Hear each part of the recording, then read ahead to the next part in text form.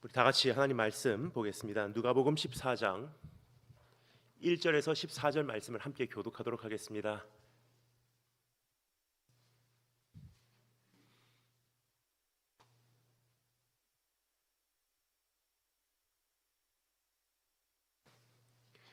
누가복음 14장 1절에서 14절 함께 교독할 때 1절 말씀을 제가 먼저 읽겠습니다. 안식일에 예수께서 한 바리새인 지도자의 집에 떡 잡수시러 들어가시니 그들이 엿보고 있더라.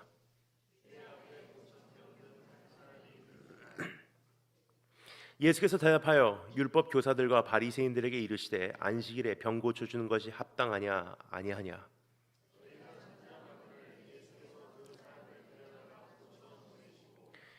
또 그들에게 이르시되 너희 중에 누가 그 아들이나 소가 운물에 빠졌으면 안식일에라도 곧 끌어내지 않겠느냐 하시니 청함을 받은 사람들은 높은 자리 택함을 보시고 그들에게 비유로 말씀하여 이르시되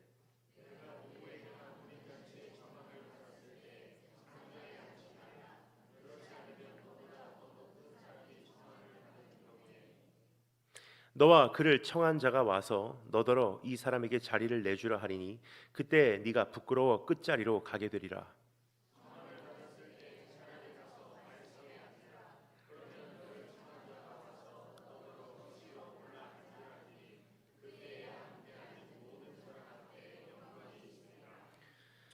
무릇 자기를 높이는 자는 낮아지고 자기를 낮추는 자는 높아지리라.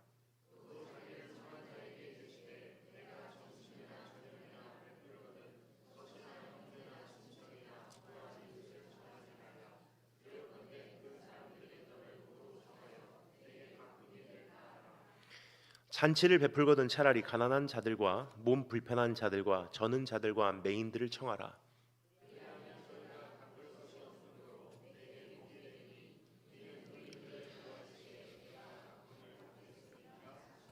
아멘. 기도하겠습니다. 주님 감사합니다. 오늘 이 오후에도 주의 음성 듣기 위하여 이 자리를 향한 그 발걸음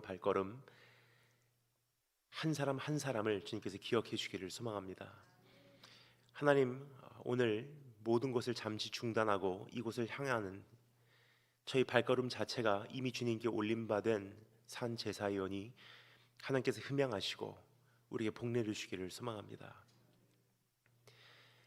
예수 그리스도의 보혈 의지합니다. 아무런 공로가 없는 우리 모두 예수 그리스도의 보혈로 덮어주시고 십자가 공로 그 그늘 아래 감추어 주시사 주님 앞에 합당한 존재로 보여지게 해주기를 소망합니다.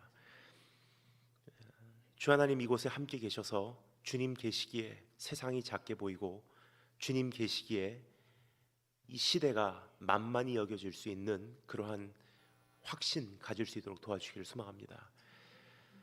주 성령님 이곳에 오셔서 기름 부으시고 인간의 지혜로는 도저히 깨달을 수 없는 하나님의 섭리와 주님의 마음을 우리에게 알려주기를 원합니다. 복음을 증거하여 주시고 예수 그리스도가 영원롭게 되게 하시고 우리가 오늘 이 시간 주님 더 사랑할 수 있도록 도와주기를 소망합니다.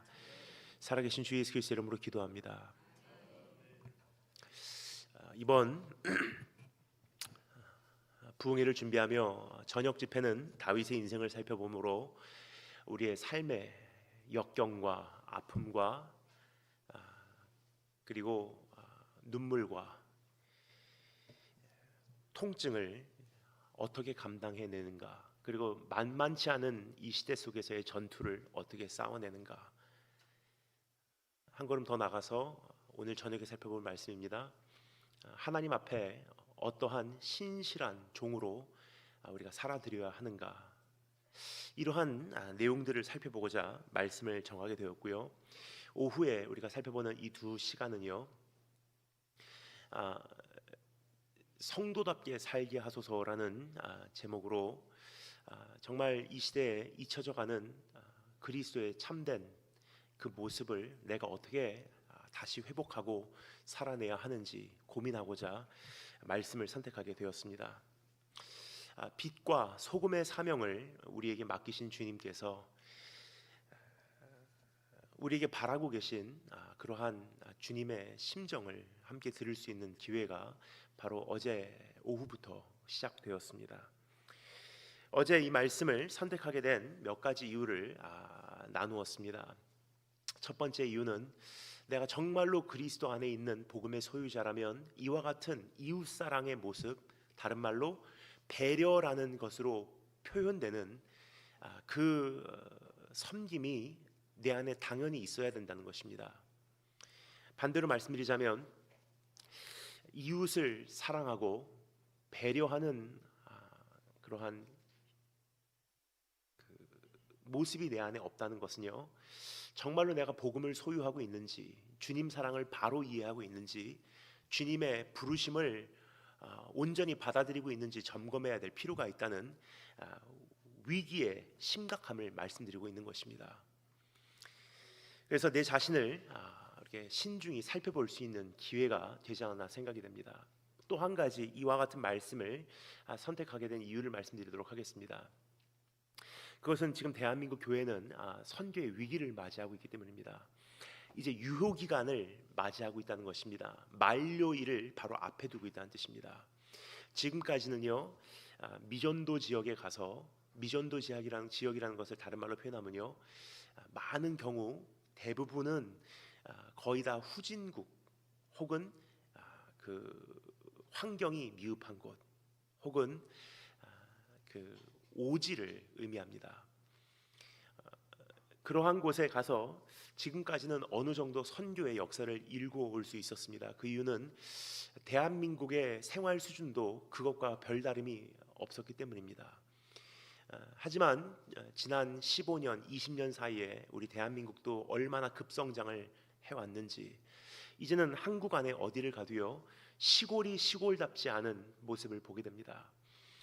즉 우리 안에 있는 그 생활 수준이 높아짐으로 이제는 그 미흡한 환경 속에서 적응할 수 있는 내 안에 면역도 없다는 뜻입니다.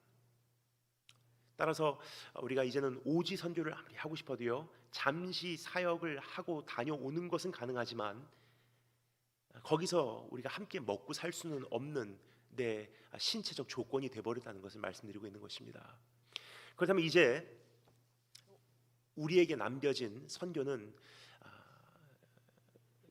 물론 이것도 하고 저것도 하겠지만 지금 우리에게 중심적으로 허락된 그 대상은요, 이제는 상류층 아니면 조금 그 미전도 지역에 들어가서도 가장 중심부에 있는 영향력을 가지고 있는 사람들에게 말씀을 전할 수 있는, 복음을 전할 수 있는, 선교를 이루어낼 수 있는 자리에 서야 된다고 생각을 합니다. 하지만 한 가지 문제는요, 우리의 생활 수준은 높아졌는데 문화 수준은 그리 높아지지 않은 것 같습니다. 따라서 이제는 그 오지로도 갈 수 없고 상류층에게도 다가갈 수 없는 그러한 현실을 맞이하고 있습니다. 따라서 이제 얼마 안 가면 대한민국 선교는 이것도 못하고 저것도 못하는, 가난에도 처할 수 없고 부에도 처할 수 없는 비극을 맞이하게 되지 않을까 우려하여 이와 같은 말씀을 전하게 되었습니다. 여러분, 참 안타까운 시대에 살고 있습니다. 어제 저녁에 제가 짧게나마 우리가 지난 100년 동안의 역사를 요약해 말씀드렸습니다. 짧게나마 지나온 역사를 설명드릴 수밖에 없었던 것은, 우리가 오늘 이 모습이 된 것은 사실 그럴 수밖에 없었다는 사실을 말씀드리고자 했던 것입니다. 참 먹고 살기 힘들었던 시대, 그래서 부모님 두 분 다 일터로 나가지 않으면 안 됐던 현실, 그 안에서 혼자 자랄 수밖에 없었던 세대, 그들이 나중에 결혼하고 아이를 낳고 나니 부모로서 어떠한 역할을 하여야 마땅한지, 우리의 자녀들은 어떠한 모습으로 키워야 하는지 마땅한지, 이 자체도 정리되지 않은 채 결혼을 하고 지금 가정을 일구어내고 있는 것을 바라볼 때, 오늘 우리 청소년들의 현실이 사실 한편 제 마음 가운데는 짠한 마음도 있지만, 이제는 이들을 어떻게 하나님 앞에서 바로 잡아야 할까 하는 부담도 있다는 것을 말씀드리고 있는 것입니다. 여러분, 이제는 돌아가야만 하는, 되찾아야만 하는, 그리고 재건해야만 하는 우리의 귀한 모습들이 있지 않나 생각이 됩니다. 사실 우리나라 아주 오래전에 일본 사람들을 향해서 정말 죄송합니다, 이런 단어를 사용해서 쪽발이라고 불렀던 이유가 있어요. 그때만 해도요, 우리나라는 그만한 문화 수준이었기 때문이에요. 오히려 일본이 그만한 문화 수준을 쫓아오지 못했었다는 것입니다. 그래서 우리나라 양반들 입장에서 바라볼 때는요, 일본이라는 나라는요 참 천했었어요. 하지만 솔직히 지금은요 다른 것 같습니다. 지금은 우리가 일본 문화 수준에 거의 10분의 1도 못 쫓아가는 것이 우리 현실이 아닌가 생각이 됩니다. 어제 목사님과도 잠시 말씀을 나누었는데, 일본 문화가 정석은 아닙니다. 세계 어느 나라 가도요, 일본 문화와 똑같은 문화는 없어요. 하지만 한 가지 분명한 것은요, 일본 사람들을 싫어하는 사람들은 없어요. 물론 역사적 배경에서 반일 감정은 있을 수 있어도요, 문화적인 차원에서 싫어하는 사람들은 거의 없습니다. 왜요? 적어도 남에게 폐를 끼치는 문화는 아니기 때문에. 그러면 이제 선교사로서 이 시대를 살아가는 세계를 품고자 하는 청소년으로서, 청년들로서 이제 나는 어떠한 모습을 갖춰야 할까, 주님 앞에서 고민하고자 하는 그러한 주제가 되겠습니다. 그래서 어제 첫 번째 시간, 그리스도의 성품과 그리스도의 마음을 우리가 함께 빌립보서 2장 말씀을 통해서 생각해 보았습니다.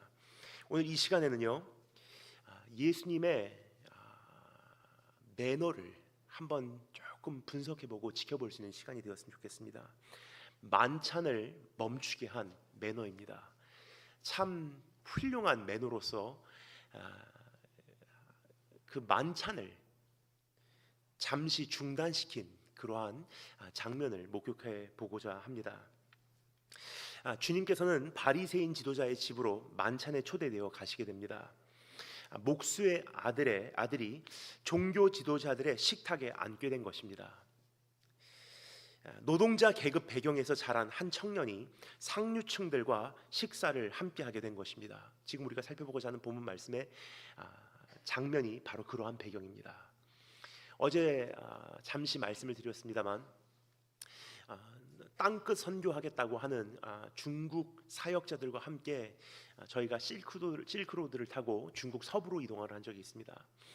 중국 서부, 정확하게 말씀드리면 중국 중부에서부터 조금 남쪽으로 간 시닝이라고 하는 곳에서 참 성공적인 사업가와 함께 식사의 자리를 맞이한 적이 있습니다. 그때 갔을 때 그렇게까지 중국 선교와 열방 복음화를 외쳤던 중국 사역자들이요, 그 엄청난 사업가와 화려한 그 식탁 앞에서 한마디도 못하고 그냥 밥만 먹고, 밥이 소화가 됐으면 그래도 다행이에요, 떠났던 그러한 기억이 지금까지도 전 생생하게 남아 있습니다. 상당히 긴장될 수밖에 없었던 현장입니다. 그러한 자리가 아니었나 생각이 됩니다. 그 시대에 가장 훌륭했던 바리새인들, 종교 지도자들과 예수님께서 함께 식탁을 맞이한 것입니다. 예수님은요, 사회적으로는 그렇게 대단한 인물이 아니었어요. 목수의 아들이었고요, 그리고 그냥 그 서민의 자녀였기 때문이에요. 근데 그러한 그 신분의 예수님께서요, 사실 바리새인들과 그 식탁에 앉으면요, 긴장을 할 수밖에 없는 상황이었을 것입니다. 하지만 우리 주님께서는요, 오히려 그 식탁의 자리를 주님이 빛내시고, 주님께서 주도하시고, 주님께서 그들에게 교훈하시는 것을 오늘 이 말씀을 통해서 우리가 잠시 찾아보고자 합니다. 그러한 식탁의 자리 그 자체가 이미 긴장되고 위축될 수밖에 없었던 현장인 것도 부족해서 그 상류층 사람들은 끼리끼리 모여 앉아 예수라는 이 나사렛 촌놈을 엿보고 있었습니다. 그래서 성경이 말하죠, 사람들이 예수님에 대해서 여러 가지 이야기를 하고 엿보고 있었다고 성경 기록하고 있어요. 그런데 너무나 놀라운 방향으로 이날 저녁 만찬의 분위기는 흘러가기 시작합니다. 그 식탁의 분위기를 주도하는 인물은 더 이상 그들이 아니라 그들이 엿보고 있었던 예수라는 나사렛 촌사람이었다는 사실입니다. 그 식탁의 주인이 바뀐 셈입니다. 예수님의 하나하나의 행동과 한마디 한마디의 말씀이 그들의 만찬을 멈추게 한 것입니다. 그래서 오늘 이 시간 여러분과 제가 이 말씀을 맞이하며 한 가지 질문을 하기를 원합니다. 그 만찬을 멈추게 한 주님의 행동과 말씀은 도대체 어디에서 말미암는가라는 질문입니다. 저는 어제도 말씀드렸지만 이러한 꿈을 꿉니다. 여기 있는 청소년들이요, 언젠가 참 화려한 식탁에 앉아서 복음 증거할 날이 올 것이고요, 여기에 있는 우리 어린 아이들이요, 오늘 이 식탁에서 복음으로 승부 보지 않으면 안 되는 그러한 자리에 앉게 될 것을 저는 꿈을 꿉니다. 얼굴은 미소 짓고 여유롭게 대화는 하지만 지성과 영성 안에서는 이 사람에게 어떻게 복음을 전할까 신중하게 생각하며 그 작전대로 하나님을 의지하여 그 만찬이 이루어지는, 그 긴장이 맴도는 그러한 자리에 앉게 될 것입니다. 참 흥미진진한 그러한 식탁이 아닌가 생각이 됩니다. 하지만 그때마다 주님께서 우리에게 정말 승리를 주실 것이고, 그 식탁을 떠날 때 정말 이 가정에다 내가 복음을 심고 간다 하는 그러한 날들이 있었으면 얼마나 좋을까, 그러한 바람을 여러분께 공유하고자 합니다.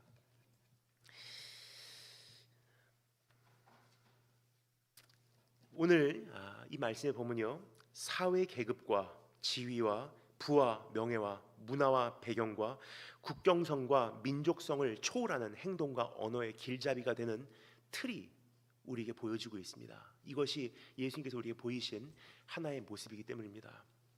이 모든 것을 초월하고 그 식탁을 주도하고 다스리시고 거기에 주인 되신 만찬의 주인공 예수 그리스도, 오늘 이분을 바라보시고 나도 이제 그러한 주님의 발자취를 쫓아 복음의 확장을 위해서 일어서시는 한 분 한 분 되시길 주님으로 축원합니다. 오늘 본문 말씀 보면 다음과 같은 세 가지 틀이 주님의 행동과 언어의 길잡이 역할을 하고 있음을 우리가 볼 수가 있습니다. 세 가지를 함께 정리해 보도록 하겠습니다. 첫 번째, 법칙을 능가한 사랑.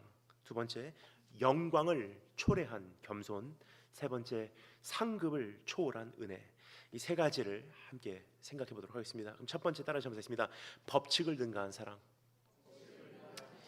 여러분, 모든 법칙 위에 있는 것이 한 가지가 있다면요, 하나님께서 말씀하시죠, 사랑, 이보다 큰 법은 없느니라.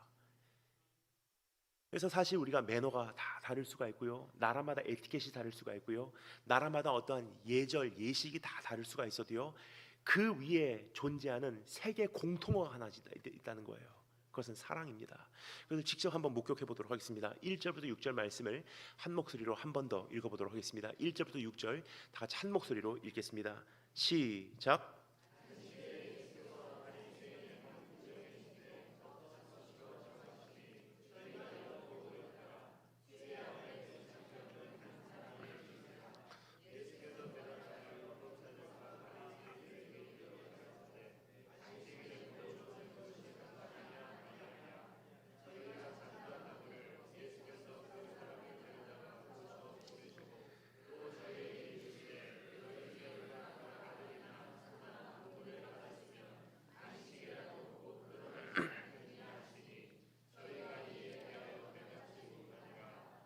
아멘. 사람들은 예수님을 단순히 시험해 보고자 했던 것이 아니라는 사실을 우리가 알 수가 있습니다. 성경은 우리에게 정확하게 다음과 같이 그날 상황을 알려주고 있습니다. 1절 말씀에 뭐라고 되어 있죠? 안식일에 예수께서 한 바리새인 지도자의 집에 떡 잡수시러 들어가시니 그들이 엿보고 있더라. 조금 전에 말씀드렸듯이 예수님의 어떠한 사회적 배경 때문에 엿보고 있었던 것입니다. 저 촌놈이 어떻게 여기까지 왔어? 목수의 아들 아니야 저거? 근데 어떻게 종교 지도자들 사이에 지금 앉아서 식사를 하고 있지? 우습게 여기고 있었다는 뜻입니다. 내려보고 있었다는 것입니다. 낮춰보고 있었다는 뜻입니다. 천하게 보고 있었다는 뜻입니다. 그러나 또 한 가지 의미가 있습니다. 지켜보고 있었다는 뜻입니다. 함정에 빠지기를 바라고 있었다는 뜻입니다. 왜냐면요, 그 만찬의 현장에 그 수종병 환자 한 명이 들어왔기 때문입니다. 우리가 생각하는 만찬과 그 당시 유대인의 만찬에 조금 차이가 있습니다. 우리가 생각하는 만찬은 무엇입니까? 그냥 딱 한정된 공간에서 문 닫아놓고 그냥 우리끼리 식사하는 것을 예상을 합니다. 근데 고대 시대의 유대인 만찬은요, 집 마당에서 펼쳐지는 만찬인 거로 누구든지 들어올 수가 있었어요. 초청받은 사람들만 식탁에 앉죠. 일단은 집 안으로 입장은 거의 누구든지 원한다면 들어올 수 있었다는 것입니다. 근데 하도 거기서 시끌벅적하게 만찬 소리로 떠들고 있었던지라 그 주변에 있었던 수종병자 한 사람이 혹시나 먹을 것이 있나 하고 들어오지 않았나 생각이 됩니다. 그러한 수종병자가 들어오는 것을 그 바리새인들이 지켜보다가 이제 예수님을 바라본 거예요. 그날이 안식일인데 저 수종병 환자를 이 예수라는 사람은 어떻게 대하는가를 지켜보고 있었던 것입니다. 함정에 빠지기를 기다리고 있었던 것입니다. 안식일임에도 불구하고 이가 강조하는 사랑으로 저 사람을 치유를 하나 안 하나, 사랑하기 때문에 치유하면 함정에 빠지게 되는 것이고, 안식일인데도 불구하고 안식일이기 때문에 사랑하는데도 불구하고 치유를 안 하면 그 사랑에 어긋나는 행위이기 때문이에요. 쭉 지켜보고 있었어요. 안식일의 법칙이 주님의 행동과 언어를 좌우하지 않는 것을 오늘 이 말씀에서 보게 됩니다. 한 영혼을 향한 사랑이 주님을 주도했다는 것을 오늘 이 말씀을 통해서 우리가 목격할 수가 있습니다. 안식일인데도 불구하고 주님께서 어떻게 하십니까? 결국은 그 수종병 환자를요 고쳐서 다시 돌려보내세요. 여러분, 어제 말씀드린 내용을 기억하시는지요? 각 나라와 문화 그리고 각 그 민족마다 에티켓과 매너의 차이는 있습니다.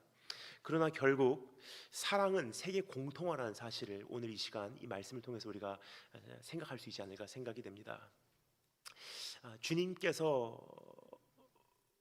우선 삼으신 것은요, 어떠한 종교적 예식도 아니고 어떤 문화적 배경도 아니고 사람들이 나에 대해서 어떻게 생각하나가 아니에요. 가장 우선적으로 생각하신 것, 그보다 가장 위에 주님께서 순위를 두시고 그것을 집행하신 것은요, 사랑이었다는 사실을 볼 수가 있습니다. 모든 것을 능가한 사랑. 여러분, 사실 이것이 하나님께서 우리에게 바라고 있는 매너의 첫걸음이요, 에티켓의 첫걸음이요, 예의, 예식, 범절의 첫걸음이에요. 그래서 오늘 이 시간 우리가 한번 생각해 보기를 원합니다. 제가 어제부터 말씀드렸던 내용은요, 우리 일본 문화를 배우자도 아니고요, 미국 문화를 배우자도 아니에요. 그것이 기준이라면요, 하나님 참 불공평하세요. 어떤 사람은 일본에서 태어나고 어떤 사람은 미국에서 태어나기 때문이에요. 근데 하나님 공평하신 분이세요. 어떠한 사람이라도 어떠한 배경에서라도 사회에 어떠한 경제적 상황에 처해 있다 할지라도 누구든지 할 수 있는 것이 빛과 소금의 사명을 감당하는 것이기 때문이에요. 그래서 어떠한 에티켓을 배우자, 매너를 배우자, 예의 범절을 준행하자가 아닙니다. 사실 그것보다 더 위에 있는 한 가지가 있습니다. 내 이웃을 내 몸과 같이 사랑하느냐. 근데 이것을 정말로 우리가 하고 있다면요, 예의, 범절, 에티켓에서 그것이 나오게 돼 있어요. 한 가지 예를 들까요? 저는 무슨 백화점이라든지 어느 건물 입장할 때마다 생각하는 것이 있습니다. 그 문이요, 항상 그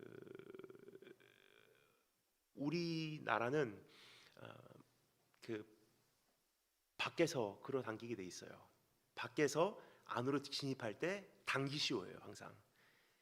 근데 미국 쪽 가면요 참 희한해요. 미국은 들어오시오예요. 그러니까 웰컴, 들어오세요. 근데 우리나라는 네가 열고 들어와라. 일본은 어떨까요? 나도 너에게 폐 안 끼치고 너도 나에게 폐 끼치지 마. 여시오예요. 여기서 조금 이미 문화의 그 독특함이 나타나지 않나 생각이 됩니다. 집문이 그래요. 미국도. 한국은 바깥에서 열고 들어가게 돼 있어요. 바깥으로 열리게 돼 있어요. 근데 미국 문은요 안으로 열리게 돼 있어요. 물론 조금씩 어떠한 건물의 그 건축법의 차이는 있을 수 있습니다. 하지만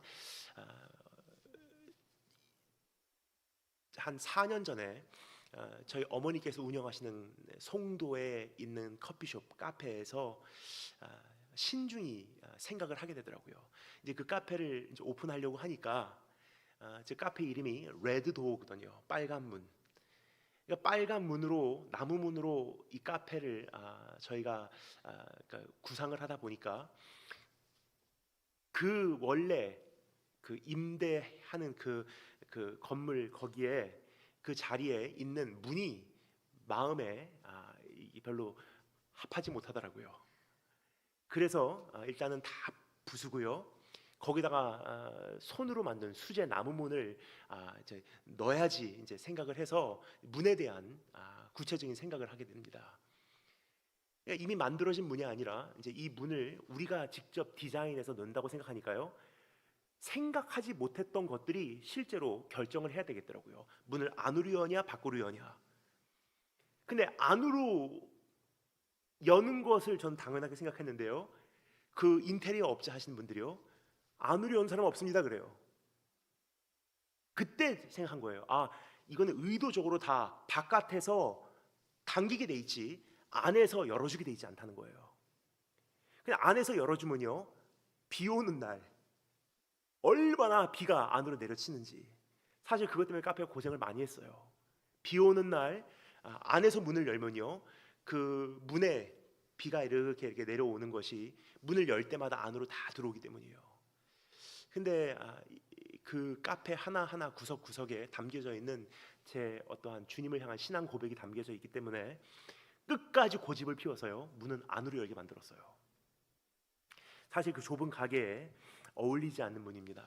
그런데 혹시나 문을 열고 들어오는 사람들이 내가 열어야지 그 빨간 문을 통해서 들어가는 것이 아니라 안에서 이미 당신을 반겨줍니다 하고 안에서 열어주는 문을 그냥 나는 통과만 하면 되는구나.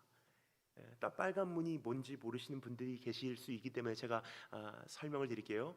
그 빨간 문 앞에 1009라고 써요. 1006인가 1009라고 써 있어요. 뭐냐면요. 요한복음 10장 9절 말씀. 내가 양의 문이라 누구든지 나를 통해서 들어오는 자는 꼴을 먹겠고 영원히 목마르지 아니하리라. 우리 문설주에 어린 양의 피 바른 문이에요. 그래서 이 카페를 지나치는 사람들에게 이 빨간 문에 대한 인식을 심어줘서요. 빨간 문 계속 생각이 나는데 이게 무슨 뜻이지 하고 저기 오면요. 혹시나 조금이나마 은은하게 그들에게 끼쳐지는 복음의 어떤 메시지가 있지 않을까 해서 카페를 그렇게 준비를 했습니다. 근데 이제 이 문 얘기를 왜 말씀을 드렸냐면요. 이제 어느 건물을 입장할 때 이제 문을 당기게 돼 있잖아요. 그러면 가끔 이런 적이 있습니다. 딱 그 유리문에 도착을 했는데 안에 있는 사람이나 저나 거의 똑같이 도착을 한 거예요. 여러분 백화점 들어갈 때 그런 경험 많이 있으시죠? 그러면요 저는 문을 열어드려요. 거기까지는 괜찮아요. 근데 그분이 통과하시고요 제가 나가야 되는데 이제 이 말씀을 드리기 전까지는 별로 인식을 못 하셨을 거예요. 오늘 이 말씀을 들으신 이상 이제부터 여러분 보이기 시작하실 거예요. 열어드릴게요 나오세요 하고 열어드리잖아요. 그분이 나가시는데 첫째는 감사합니다 말씀하신 분 한 사람도 없고요. 이 사람이 나간 후에 마치 기다렸다는 듯이 그 뒤에 있는 5-6사람이요 다 따라서 나가요. 그럼 저는 어느 사이인가 계속 문만 열어주고 있어요. 근데 그러면서도 불구하고 감사하다는 사람은 단 한 사람도 없어요. 여러분, 이게 문화 차이일까요? 에티켓의 문제일까요? 매너 차이일까요? 아니에요. 이웃 사랑에 대한 배려가 전혀 없는 우리의 모습의 문제지, 이것은 어떠한 한국의 문제다, 일본의 문제다가 아니라는 거예요. 또 한 가지 예를 들겠습니다. 우리가 그 인사하는 것만 봐도, 조금 전에 인사 말씀드렸기 때문에 인사하는 것만 봐도 조금 알 수 있어요. 그 인사 여러분 정말 잘하고 계십니까? 우리가 아는 사람에게는 그냥 안녕하세요, 너무 감사합니다, 그거는 우리가 예의상 그것까지 안 하면 이거는 사회에서 용납을 받을 수 없기 때문에 거기까지는 해요. 왜요? 내가 먹고 살아야 되니까. 내가 원수를 만들어서는 안 되기 때문에. 근데 그 이상은 안 한다는 거예요. 기억납니다. 아주 오래전에 한국의 그 전가화 목사님이라는 분이 계셨어요. 그분께서 한동안 일으키셨던 운동이 있습니다. 우리 한국 교회에 이런 날이 왔으면 얼마나 좋을까 하며 그분께서 한국 교회를 향해서 일으켰던 운동, 미안실감이라는 운동이었어요. 그게 뭐냐면요, 뭐 특별한 단어는 아닙니다. 미안실감, 미안합니다, 신뢰합니다, 미안합니다, 안녕하세요, 신뢰합니다, 감사합니다. 왜 말에 인색하냐는 거예요. 지나가는 사람들 감사합니다, 문 열어주셔서 감사합니다, 안녕하셨어요, 예, 수고하십시오, 신뢰합니다, 죄송합니다, 먼저 지나가겠습니다. 왜 그 말 안 하냐는 거예요.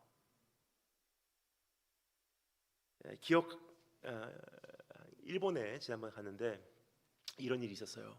보통 우리가 엘리베이터를 타잖아요. 예를 들어서 저는 1층에서 탑니다.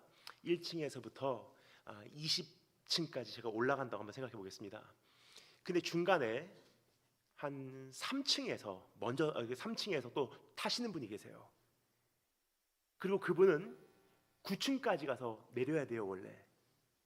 그러니까 저는 1층에서 20층까지 가고 그분은 3층에서 타서 예를 들어서 10층에서 내린다고 생각해 보겠습니다. 그럼 이분이 중간에 타셔서 먼저 내리시는 거예요. 사실 아무것도 아니에요. 제가 일본 가서 제가 감탄을 한 것이 한 가지가 있어요. 아무리 일본에서 오래 살았어도요, 야, 이런 모습이 있구나 하는 것이 제가 감탄을 했어요. 어떤 모습이냐면요, 1층에서 제가 이제 엘리베이터를 탔는데 이 3층에서 이제 한 남자가 양복을 입은 비즈니스맨이 그러니까 회사원이 타더라고요. 그래서 그냥 고니치와 하고 그냥 엘리베이터에 뒤에 이렇게 서 있었어요.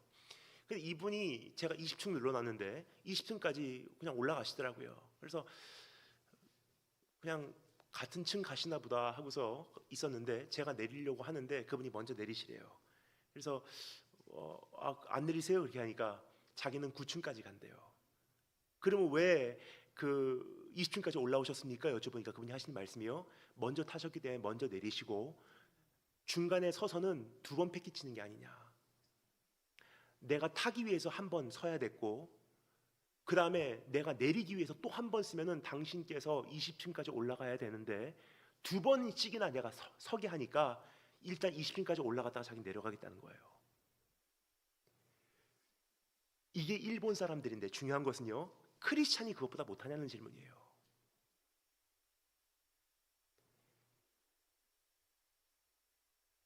화장실에서 손 씻을 때 참 재밌습니다. 손 씻는 게 요즘에 여러분 화장실, 지금 제가 이 말씀 드리는 것들은 이미 감지하신 분들도 계시겠지만 전혀 생각도 못하신 분들 계세요. 심지어는 내가 그런 사람일 수도 있어요. 근데 오늘 이 말씀을 듣고 나면요, 적어도 우리 한국 장로교회 그리고 오늘 이 집회에 오신 한 분 한 분들만은요, 이제는 그것을 감지할 수 있는 새로운 안목이 열릴 거예요. 그때부터는 좀 불행해져요. 이제까지는 느끼지 못했던 것들이 이제부터는 나에게는 느껴지니까 힘들어져요. 그런데 그렇게 하기 때문에 오늘 이 자리에서 한 분 한 분씩만이라도 조금씩 바꿔 나간다면요, 적어도 이 사회가 지금 이 현실보다는 나아지지 않을까 저는 생각합니다. 화장실 가서 손 씻을 때 보통 손 씻고 어떻게 하냐면요, 옆에 누가 있든지 별로 신경 안 써요. 일단 물 털어요. 그럼 옆에 사람 배려하는 게 아니잖아요.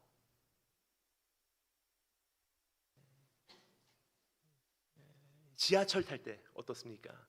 참 하루 종일 얘기를 해도요, 정말 우리가 이제는 신중하게 생각할 때가 되지 않나 생각이 돼요. 지하철 탈 때 예를 들어서 인천 1호선 타보신 적 있으신지요? 전 자주 그것을 타고 이동을 합니다. 계양구에서 예를 들어서 계양역에서 지하철 첫 번째 정거장에서 탑승을 해요.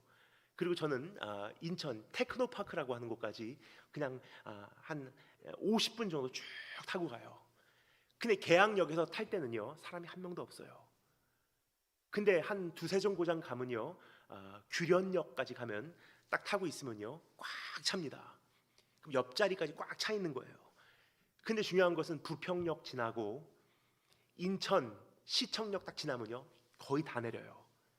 근데 가끔 저는 가장 구석 자리에 앉아 있는데 가끔 바로 옆자리에 앉아 계신 분은 안 내리고 다 내렸는데 끝까지 앉아 있는 거예요. 가끔 이런 생각을 해요. 사람이 한 명도 없으면요, 옆 사람 배려를 해줘서 나도 한 자리 옮겨주는 게 당연한 게 아닌가. 내가 뭐가 이 사람이 이게 좋다고 테크노파크역 도착할 때까지 완전히 열렸는데 그냥 핸드폰 가지고 영화 보고 있어요. 아니면 그 게임하고 있어요. 지금 무슨 말씀을 드리고자 하는 거냐면요, 아무 생각이 없이 사람들이 지낸다는 거예요. 배려에 대한 생각도 없고 내 행동에 대한 책임도 없고 아무런 생각이 없어요. 지금 옆 사람이 지금 앉아있다는 인식을 못하는 것 같아요. 그냥 나는 핸드폰 하기 바쁘니까.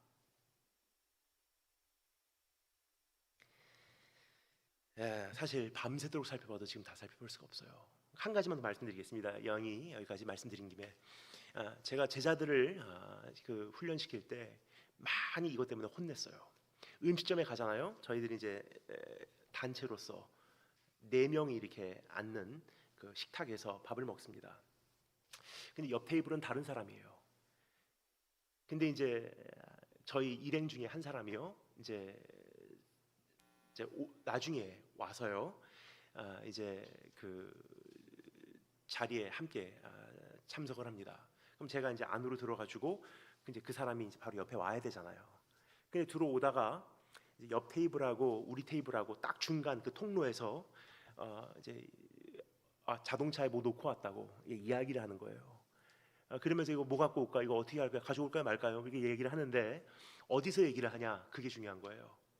옆 테이블하고 우리 테이블 딱 중간에 서서요, 엉덩이를 옆 테이블로 하고 목사님 갖고 올까요? 말까요? 하다가 제가 그 형제를 얼마나 혼냈는지. 밥 먹는데 누구 엉덩이가 옆에 와 있는 거 싫어해요. 내가 지금 어디에 서 있는지, 지금 다른 사람을 어떻게 배려하는지, 내가 지금 가로막고 있는 길에 누가 지나가려고 하는지 아무런 생각이 없어요. 여러분, 복음을 전하는 것보다 사실은 가장 중요한 것은요, 남에게 폐한 끼치는 게 사실은 더 중요하다고 생각합니다. 제가 일본에서 노방전도를 했다는 말씀을 어떤 분에게 드리니까 그분이요, 이렇게 하시더라고요. 본인도 오늘부터 노방전도를 한다고 하면서 이제 지하철로 가서 말씀을 많이 전했대요. 근데 저는 그거 반대예요. 왜냐면요, 나라의 법도 지키지 못하면서 무슨 하나님 나라의 법도를 전하겠습니까? 제가 노방전도를 했던 것을 잠시 말씀드리도록 하겠습니다. 제가 노방전도를 할 때 중학교 1학년부터 고3까지 거의 5, 6년간 매주 토요일 저녁 7시 하루도 안 빠지고 했을 때 어떻게 했냐면요, 마이크 사용 안 해요. 물론 마이크 사용할 수 있고요, 메가폰 사용할 수 있어요. 근데 그거 사용하면요, 그 건널목에서 기다리시는 분들이 불편을 겪어요. 시끄럽기 때문에. 그럼 내가 외치는 것이 조금 힘들어도요, 육성으로 외치기 위해서 그분들이 놀라지 않도록 육성으로 말하는 거예요. 그리고 그분들이 지나가는 길목은 절대 막지 않아요. 가장 구석에 서서요, 전도지 조심조심 나눠드립니다. 내가 전도하는 거 중요하기 때문에 가운데 서서 이 사람에게 주고 저 사람에게 주고 그건 안 한들 못해요. 가장 구석에 서서 지나가는 사람들에게 방해되지 않도록 오네가이시마스, 오네가이시마스, 오네가이시마스. 그리고 제가 노방전도 했던 곳이요, 일본의 가장 중심가 덴진이라는 곳인데 이렇게 서울역도 그렇죠. 그 콘코스가 있어요. 이제 이쪽 거리에서 저쪽 거리로 가는 이 통로가요, 그 지붕만 있지요, 이제 뚫려 있는 통로예요. 그래서 두 백화점 안에 지붕만 이렇게 가려진 큰 통로입니다. 거기 사람들이 이제 와서 기다리는 장소, 거기서 이제 약속 장소, 비가 오면 잠시 깃들이는 장소예요. 그런데 이제 저희가 이제 노방전도를 할 때 저나 여동생이나 거기서 이제 전도지를 전할 때 일본 후쿠오카가 비가 많이 오잖아요. 막 비가 내립니다. 그런데 저희가요 전도지를 뿌릴 때 비를 피하려고 그 지붕 밑으로 들어가면요 다른 사람 진영으로 저희가 진입을 한 거예요. 그러면 그 사람들에게 불편을 줍니다. 그러면 전도를 하는 것은 내 책임이지 이 사람들의 선택이 아니에요. 그러면 희생은 내가 치러야죠. 이 사람들에게 절대로 폐를 끼치면 안 돼요. 그럼 어떻게 하냐? 비 맞으면서 그냥 한 걸음 들어가면 지붕 밑에서 비 안 맞고 하는데 한 걸음 밖에 나와서요 가장 구석에 서서 전도지 뿌리는 거예요. 여러분, 주님께서 우리가 하셨던 말씀 기억하십니까? 흠 잡을 것이 없어야 돼요, 사실.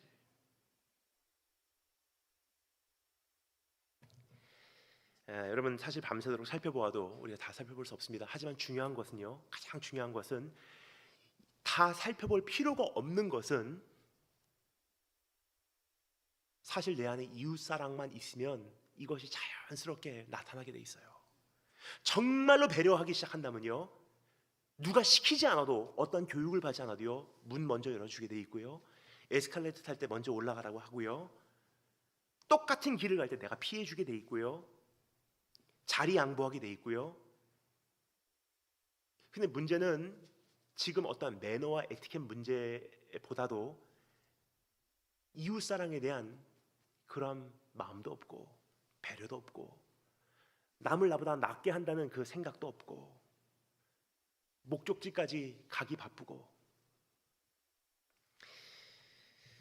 오늘 이 말씀을 준비하며 이제 아까 이제 얼핏 이런 생각이 나더라고요. 어제 저녁 설교에서 여러분께서 한 가지 오해하셨으면 큰일 났다 하는 생각을 그렇게 하게 됐어요. 제가 항상 그 지난 13년간 비행기를 타고 이동을 하다 보니 먼저 가서 탑승해야 되고 먼저 가서 짐을 올려야 되고 그 말씀을 어제 드린 바 되었습니다. 그런데 어떤 분들이 이렇게 생각하실까 제가 좀 걱정이 되더라고요. 아침에 그러면 단일기 목사님도 새치기 했다. 먼저 가려고 얼마나 사람들을 밀치고 달려갔을까. 근데 제가 어제 먼저 갔다는 것은요 새치기 하지 않고 빨리 가야 돼도 다른 사람 길 막지 않습니다. 양보할 거 웬만한 거 다 하고요 그러면서 앞으로 가요. 그런데 어제 말씀드린 것은요 제 마음에 평안이 없었다는 거 말씀드린 거예요. 그렇습니다. 여러분, 오늘 이 시간 정말로 이웃 사랑을 향한 그 배려가요 이제는 내 삶의 구석구석 작은 부분에서부터 이제는 나와야 돼요. 그냥 사랑은 말이 아닙니다. 어제 말씀 기억하십니까? 너희가 그 은혜를 정말 받았거든, 너희가 그 긍휼을 정말 알거든, 너희가 믿고 있는 그 믿음이 정말로 너에게 존재하거든, 너희가 한 마음을 품으라, 너희가 이웃 사랑을 해라, 너희가 배려를 가져라. 무례히 행치하는데요 예수님께서 우리에게 보여주신 모습이 바로 그러한 모습입니다. 어떠한 유대인의 율법을 초월하여 사람들의 예상을 능가하여 주님께서 어떤 행위를 선택하실 수 있었던 예수님 안에 지배하고 있는 한 가지 법칙이 있었어요. 사랑의 법칙이에요. 오늘 그 사랑의 법칙을 내가 소유함으로 이제는 어떠한 문화권에 들어가셔서 어떠한 민족들과의 교제를 가져도요 사랑은 다 통하게 돼 있어요. 한번 따라하시면 되겠습니다. 사랑은 세계 공통어이다. 조금씩 표현이 다를 수 있어요. 하지만 사랑을 가지면요 예식과 예절은 달라도요 불쾌함은 주질 않아요. 두 번째 따라하시면 되겠습니다. 영광을 초래한 겸손.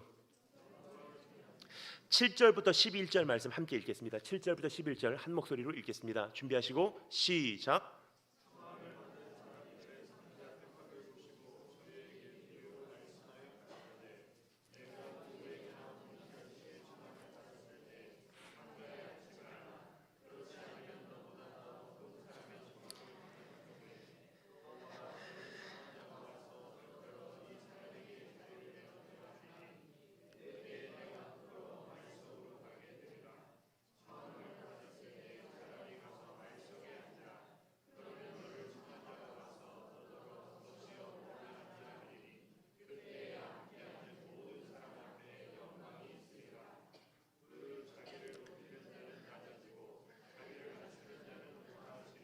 아멘. 지금 읽은 이 누가복음 14장 1절부터 14절 말씀 보면요, 참 기가 막힌 한 가지 그 원칙이 적용하고 있음을 보게 됩니다. 그것은요, 우리의 어떤 예식과 매너와 어떠한 에티켓, 예절, 범절이요, 사실은 뿌리가 깊은 곳에 있다는 거예요.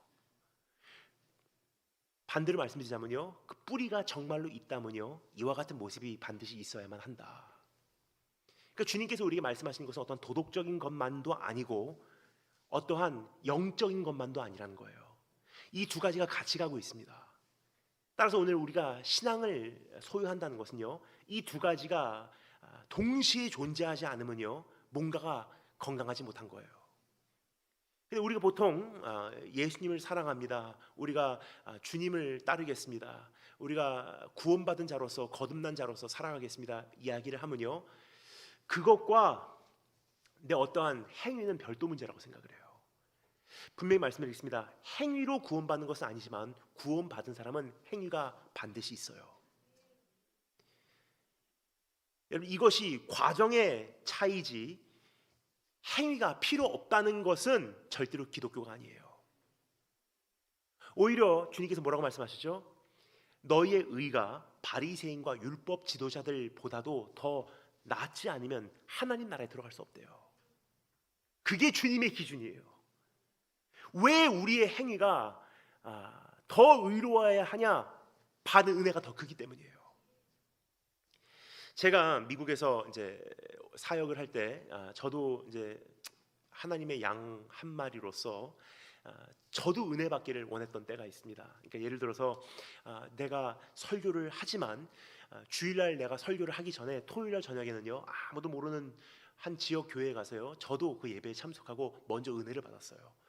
그리고 토요일날 저녁은 이제 교회에게 제가 허락을 받고요, 무슨 일이 있어도 내가 먼저 은혜 받으러 가겠습니다 하고 제가 갔던 교회로 예배에 참석하러 갑니다. 그 교회에 가서 지금까지도 기억하는 이제 한 장면이 있습니다. 미국 교회인데요, 다 거의 백인들이에요. 근데 미국 백인 교회 가보신 분들은 좀 잘 아실 거예요. 예배 드리는 형태가요, 굉장히 편해요. 그 호주머니에다가 손 넣고 와서 그냥 이렇게 예배 드려요. 이게 찬양 그렇게 하다가 뭐 옆에서 사람이 오면은 막 반기고 한참 이야기하고, 뭐 찬양팀은 찬양하고 있고 여기는 난 얘기한다 막 실은 얘기하고, 또 실컷 악수하고 인사하다가 또 자기 기분 내키면 이렇게 하다가 또 그러다가 커피 한 잔 마시고. 근데 중요한 것은요, 원래 미국 교회 그렇지 않았어요. 교회 많은 틀들이 무너지면서 되어먹지 못한 그러한 예배를 우리가 그 미국이 형성을 했는데요, 안타까운 것은 한국 교회가 그 모습을 너무나 잘못 본받기 시작했다는 거예요. 예배는 중심이 중요해. 형태가 아니야. 예배는 중심이 중요해. 중요한 것은요, 맞긴 합니다. 예배는 형태가 아니라 중심이 중요합니다. 하지만 중요한 것은요, 우리나라는 지금 형태도 없지만 지금 중심도 없어요. 그러니까 청소년 집회 가면 정말 안타까운 것은요, 다 이렇게는 해요. 근데 말씀 시작함과 동시에 찬양할 때 진을 다 빼놓고, 그리고 말씀 시작하면 조는 것이 지금 대한민국의 현실이에요. 청소년 집회 다녀보면요, 여러분 깜짝 놀랍니다. 그냥 상상을 초월해요. 요즘에 최근에 어느 집회 가니까 제가 이거는 그냥 넘어갈래야 넘어갈 수가 없어서 제가 심하게 혼낸 여학생이 있어요. 어느 교회 청년부 집회였습니다. 근데 가니까 그 아이폰 금색 케이스를 낀 핸드폰을 가지고요, 설교하는 도중에 핸드폰을 가지고 화장 고치고 있어요. 바로 앞에 앉아서. 처음에는 저 학생 하나 때문에 내가 말을 한마디 옆으로 빗나가면 전체적인 흐름이 깨지니까 그냥 무시하고 그냥 하자 하고 쭉 했어요. 근데 5분이 지나도 계속 화장 고치고 있어요. 그래서 결국은 핸드폰 내려놓으라고, 그건 예의에 벗어난 일이라고 얘기하니까 얼굴에 기분 나쁜 것을 표현을 많이 하더라고요. 그래서 말씀을 드렸어요. 가정에서 가르치지 않고 교회에서 학교에서 가르치지 않으니까 이젠 교회에서라도 해야 되는 거라고. 목사의 책임이고요, 선교사의 책임이에요, 설교자의 책임이에요. 찬양팀들 보면요 참 깜짝 놀래요. 그러니까 오늘 저는 사실 이렇게 교회 부흥에 오면요 참 행복해요. 왜냐면요 딱 교회 틀에서 어느 정도 절제가 된 찬양을 하기 때문에. 근데 수많은 청소년 캠프 가고 찬양팀을 보잖아요. 정말로 힘들어요. 예를 들어 제가 이제 말씀 전하러 가면요, 그 강단 뒤쪽에 강사 그 대기실이 있어요. 거의 똑같은 패턴이에요. 캠프 딱 도착하면 이제 그 무대 뒤에 있는 강사 대기실로 이제 안내를 받습니다. 그러니까 그 의전 하시는 담당에게 이제 안내를 받아요. 그러면 강단 뒤에 있는 대기실에 딱 들어가면요, 거기 있는 용품이 비슷합니다. 조그만 이러한 그 쟁반 위에 물수건 하나, 그리고 아이시스라고 하는 그 물병 2개, 그리고 쿠쿠다스 몇 개. 이제 그거 가지고 이제 거기서 이제 난로 옆에서 이제 제가 등단할 때까지 기다리는 거예요. 기다리는데 옆에서 강단 옆이기 때문에 막 찬양 소리가 울려 퍼지며 들립니다. 근데 제일 힘든 건 뭐냐면요, 첫째 1시간 찬양인데 55분을요 뛰는 찬양이에요. 저는 가끔 궁금해요. 다윗까지 춤을 추면서 주는 나의 친구, 이 찬양이요 벌써 10년 이상 오래된 찬양인데요 안 질리나 하는 생각을 해요. 여러분 느끼세요? 10년 이상 똑같은 찬양, 빠른 찬양은 거의 그 외에는요 지금 나오지 않고 있어요. 무슨 뜻이냐면요, 시대적으로 이제는 안 어울리기 때문에 찬양 작사 작곡하시는 분도 안 만든다는 뜻이에요. 이래서는 안 되겠다, 아이들이 붕붕 뛰기만 하지 이거는 안 어울리겠다. 근데 문제는요, 찬양 인도하시는 분들은 아직도 그게 유행인 줄 알고 그거 하고 있어요. 그 청소년 캠프에서. 그리고 55분을 빠른 찬양으로 뛰어 점프 이거 하고 있고요. 이제는 강사가 등단해야 되니까 할 수 없이 나머지 5분 느린 찬양으로 한 거 그냥 해요. 근데 그때부터 잡으려면 못 잡으니까 지금까지 제가 본 찬양팀의 그 모습의 한 가지 현실은요, 100이면 99 찬양팀은요 본인들이 1시간 받으면 1시간 미만으로 하는 팀은 단 한 사람도 없어요. 거의 최소 5분에서 10분은 넘겨요. 그러면 정말 깊이 찬양을 깊이 들어가서 주님의 임재가 있는 찬양으로 10분 30분 오버되는 건 이해가 가요. 그게 중요한 것은요, 점프 이거 후렴만 한 번 덜 불렀어도 제 시간에 끝날 수 있었던 찬양들이에요. 그렇게 진 다 빼놓고 강사가 올라가면요 아이들 말씀 안 들어요. 참 그게 저에게는 불만이었습니다. 그러나 최근에 조금 이해를 하기 시작한 게 이거예요. 빠른 찬양을 그렇게 부를 수밖에 없는 이유, 정말 조용히 깊이 들어가는 찬양을 5분 이상, 한 곡을 5분 이상 부르지 못하는 이유 말씀드릴게요. 영성이 없는 거예요. 부르고 싶어도 못 부르는 거예요. 그 이유는요, 기억하세요 여러분? 딱 15년 전에 찬미예수 400 가지고 우리가 찬양할 때요, 지금 생각하면 정말 아무것도 아닌 가사, 그렇죠? 예수 그 이름 나는 말할 수 없네, 그 찬양 부르면서 얼마나 많이 울었는지. 그 곡을요 부르고 또 부르고 또 부르고 10번 이상을 부르면서 울었어요. 예수 그 이름 내 입으로는 말할 수 없네, 그 비밀에 감춰진 그 이름 부르면서 얼마나 많이 울었는데 깊이 들어가요. 한 곡을 가지고 30분을 불렀어요. 근데 지금의 문제는요, 빠른 찬양을 제가 보니까 하고 싶어서 하는 게 아니더라고요. 1000명 이상 되는 아이들을 데리고요 깊이 들어갈 만한 영성이 없다 보니까 내 고백이 아니거든요. 다 들은 풍월로 음악성을 가지고 찬양을 하는 것이기 때문에 깊이 들어가는 능력이 없기 때문에 1시간 찬양 시간 잡아놓은 거는 떼워야 되고, 그러니까 띄우는 거예요.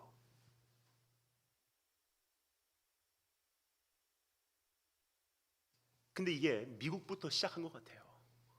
미국에서 가면 그냥 편안하게 예배드려요. 쓰레빠 신고 오고 반바지 입고 오고. 물론 모든 교회가 그런 것은 아닙니다. 하지만 많은 교회가 다 그게 당연한 거고요, 용납하고 있어요.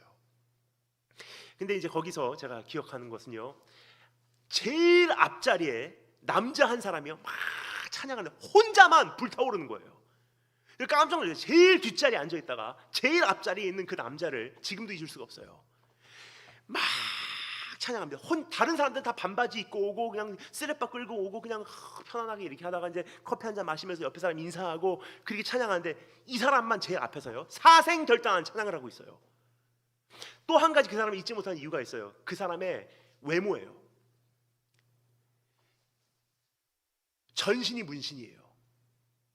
머리에서 발끝까지 문신이고요, 귀도 거의 이게 뾰족뾰족 튀어나온, 이걸 안 박은 데가 없어요. 흉터도 있고요. 딱 보면 정말 무섭게 생긴 사람이에요. 근데 그 사람만 혼자서 가장 앞자리에서 강단 밑에서 얼마나 생명건 찬양을 하는지, 이게 눈길을 끕니다. 예배를 마치자마자 그분에게 갑니다. 제가 여쭤봤어요. Hello, how are you? 인사하고 그분과 대화를 시작해봤어요. 너무 궁금한, 이 사람의 정체가 궁금한 거예요, 제가. 그 대화 가운데 알게 되는 것은요, 이 사람은 원래 마약 거래하는 사람으로 살인을 저지르고 감옥 가 있었던 사람이에요. 근데 그 감옥에서 예수님 만납니다. 얼마나 깊이 만났는지 거기서 거듭나고요. 그리고 이제 석방돼서 나왔는데 그 예배의 장소를 찾아온 거예요. 그래서 제가 여쭤봤어요. 당신이 예배드리는 모습에 제가 은혜 받았습니다. 어떻게 그렇게 열심히 예배드립니까? 아니, 그분이 이렇게 말씀하시더라고요. For I was forgiven much, I want to love him much. 내가 많이 용서받았기 때문에 나 이제 많이 사랑해드리고 싶어요. 이 세상 모든 종교는요 이렇게 얘기합니다. 많이 사랑해라, 그러면 많이 용서해 줄게. 많이 헌금해라, 그러면 많이 복 줄게. 우리가 행위를 갖는 이유는요, 복받기 위해서, 용서받기 위해서, 인정받기 위해서, 사랑받기 위해서. 근데 복음은요, 우리가 아직 죄인 되었을 때 그리스도께서 우리를 위하여 죽으심으로 하나님께서 우리에게 대한 자기의 사랑을 확증하셨느니라. 그 사랑을 내가 조금이나마 경험하고 나니까 우리 입술에 나오는 고백은 무엇입니까? 주님, 내가 이제 바로 살게요. 그래서 행위가 있는 거예요. 즉 내가 정말로 그 복음을 안다면요, 그 예수 그리스도의 사랑을 조금이나 맛봤다면요, 거저 용서받은 은혜를 내가 경험했다면요, 이웃사랑이라는 그 행위가 반드시 따르기 마련이라는 거예요. 어제도 말씀드렸죠. 성경에서 끊임없이 반복되는 그 논리가 뭐냐면요, 마음을 다하고 성품을 다하고 힘을 다하여 주여 하나님을 사랑하라. 그럼 어떻게 사랑하냐? 내 이웃을 내 몸과 같이 사랑하라. 즉 내 이웃을 내 몸과 같이 사랑하지 못하는 사람은, 배려하지 못하는 사람은, 다른 사람을 나보다 낮게 여기고 먼저 그 사람을 우리가 섬기지 못하는 사람은 하나님을 사랑한다고 말하지 말라는 거예요. 아무리 감정적으로 순간적으로 하나님을 향해서 우리가 뜨거운 그 마음이 있어도요, 이웃사랑이라는 것으로 매일매일 하나님 때문에 내가 섬기겠습니다. 하나님 때문에 내가 낮아지겠습니다. 하나님 때문에 그 사람에게 내가 오늘 당하겠습니다. 하나님 때문에 내가 오늘 참겠습니다. 그거 하지 않는 한 네 사랑은 감정받게 되지 않아. 우리 결혼 오래 하신 분들은 잘 아실 거예요. 저는 결혼은 하지 않았어도요, 많은 시간을 통해서 저희 어머니, 아버지, 또 수많은 성도들, 그리고 제자들과의 그 씨름을 통해서 한 가지 배우게 된 것은요, 사랑은 감정이 아니더라고요.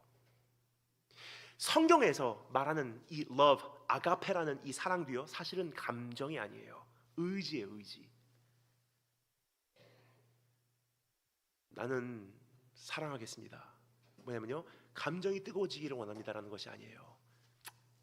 사랑할 수 없어도 내가 참겠습니다. 내가 기다리겠습니다. 용서하겠습니다. 내가 차라리 당하고 말지. 의지예요. 선택이에요. 성경에서 말하는 사랑은 바로 그 사랑이에요. 근데 하나님께 우리가 어떻게 의지를 보이냐? 물론 환경이 되지 않지만 예배 오는 것도 의지가 될 수 있지만, 정말 세상과 타협하지 않고 하나님을 끝까지 순결하게 섬기는 것도 우리 의지의 표현이 될 수 있지만, 매일매일 생활 속에서 하나님께 우리의 사랑을 표현할 수 있는 방법은요, 이웃 사랑보다 더 좋은 방법은 없다는 거예요. 용서할 수 없는 남편, 하나님 용서하겠습니다. 주님 때문에. 내가 도저히 용납할 수 없는 그 사람, 오늘 내가 그 사람을 내가 축복합니다. 주님 때문에. 이것은 선택이에요. 매 순간마다 선택하지 않으면 안 되는 행위예요. 오늘 이 말씀 보면요, 예수님께서 그 식탁에 초대가 됩니다. 유대인들의 만찬에 배치된 식탁은 영문 U자 모양이에요. 그래서 이 U의 가장 이 끝부분에 그 만찬에 초대된 가장 위대한 주인이 앉고요, 만찬의 주인공이에요. 그리고 그 사람의 왼편 오른편으로 이 U자 끝까지 가장 중요한 상석부터 이제 하석으로 내려가는 거예요. 그렇게 귀빈들이 그 중요한 자리에 앉고 이제 중요한 순서부터 밑으로 내려갑니다. 아마도 그 자리의 순위를 가지고 사람들이 욕심을 낸 듯합니다. 그거 갖고 논하고 있었던 것 같아요. 누가 그 귀빈의 자리에 앉나? 누가 그 주인하고 가장 가까운 자리에 앉나? 그래서 예수님 제자들도 그거 갖고 싸웠죠. 누가 왼편에 앉습니까? 누가 오른편에 앉습니까? 여러분, 앉는 것도 사실 예의가 참 많이 필요하다고 생각을 합니다. 어디에 내가 앉는지가 나의 마음 자세를 알려주고 있기 때문입니다. 그래서 일본에 가면요, 전 정말 하나 편한 게 있어요. 일본에 가면요, 이 앉는 자리가 사회적으로 이미 굉장히 엄격하게 준행이 되기 때문에 예를 들어서 이제 회사 처음 들어온 신입 사원이요, 좌석 잘못 잡으면요 해고예요. 일본에서 문화적으로 그것이 예의이기 때문에 제가 일본 가면 마음이 조금 편해요. 왜냐, 내가 거기까지 신경을 쓰지 않아도 불쾌함이 없기 때문에. 근데 이제 가끔 미국 집회 가잖아요. 깜짝 놀래요. 그만큼 편하기 때문에, 문화적으로 그게 편한 사람들이기 때문에 별로 신경을 안 쓰더라고요. 근데 여러분, 앉는 자리는요, 진짜는 대통령이 온다고 하면요, 앉는 자리 신경 쓰잖아요. 그러니까 우리가 모르는 게 아니에요. 안 하는 것뿐이지. 정말 내가 최고로 모시고 싶은 그 손님이 오잖아요. 앉는 자리 신경 쓰잖아요. 그러니까 사실 우리가 문화적으로 안 하는 것뿐이지 모르는 게 아니에요. 근데 가끔 집회를 가면요, 이런 적이 있습니다. 딱 도착하면요, 보통 강사님이 오시면 내 말씀을 사모합니다. 귀한 말씀 전해 주십시오. 정말로 오늘 이 말씀을 통해 내가 은혜 받기를 원합니다 하는 교회는요, 이미 강사 대접하는 자리부터 달라요. 딱 들어가면요, 목사님 안쪽으로 앉으시죠. 그럼 앉으면 내가 편한 자리, 내가 정말 침적으로 집회에 집중할 수 있는 안의 자리. 근데 어느 집회 가잖아요. 지난번에 한번 이런 적이 있습니다. 딱 갔는데 깜짝 놀랐어요. 제가 딱 도착하니까 이미 와 계신데요, 어떻게 계시냐면 담임 목사님 앉아 계시고요, 양쪽으로 부목사님들 쫙 앉아 계시고요, 들어오는 입구 쪽에 제 자리를 이렇게 마련해 주셨더라고요. 딱 들어오자마자 앉는 거예요, 저는. 그럼 제 양쪽은 누가 계시냐? 그냥 부교육자, 그 전도사님들 앉아요. 괜찮아요. 괜찮은데 많이 불쾌했어요. 저는 밥이 안 넘어가더라고요. 어서 오십시오예요. 그거는 어서 오십시오가 아니라. 근데 어제 우리 담임 목사님하고 식사하러 갔다 참 저는 행복했어요. 딱 두 명이서, 목사님하고 저하고 단 둘이서 밥을 먹는데 저를 안쪽으로 이렇게 앉혀 주시더라고요, 목사님께서. 그때 느끼는 감정은요, 이런 감정이에요. 나를 소중하게 여겨주시는구나. 이 집회에서 내가 조금 더 마음껏 말씀을 전해도 되겠구나. 정말 귀한 교회, 나를 사랑해 주시는구나 하는 게 그때 느껴지는 거예요. 여러분, 우리가 어디에 앉는지는요, 사실 내 마음의 중심을, 그 안에 있는 안의 뿌리를 알려주고 있어요. 주님께서는 영광은 스스로 찾아 손에 넣는 것이 아니라 너를 높여주시는 손길에 의지하는 것이라고 오늘 이 시간, 이 장면을 통해서 말씀해 주고 계시는 거예요. 사람들이 얘기하는 것은요, 다 높은 자리에 앉으려고 그래요. 높은 자리. 근데 우리가 정말로 하나님 앞에서 어떠한 원칙으로 살아가야 되냐? 오늘 주님께서 우리에게 설명해 주십니다.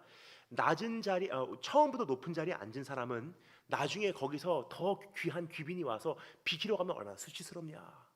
그러면 처음에 들어갔을 때 어떻게 해요? 처음부터 낮은 자리에 앉아 있으면 거기서 업그레이드가 되면 업그레이드가 됐지 더 낮아지진 않기 때문에 처음부터 낮은 자리를 선택해라.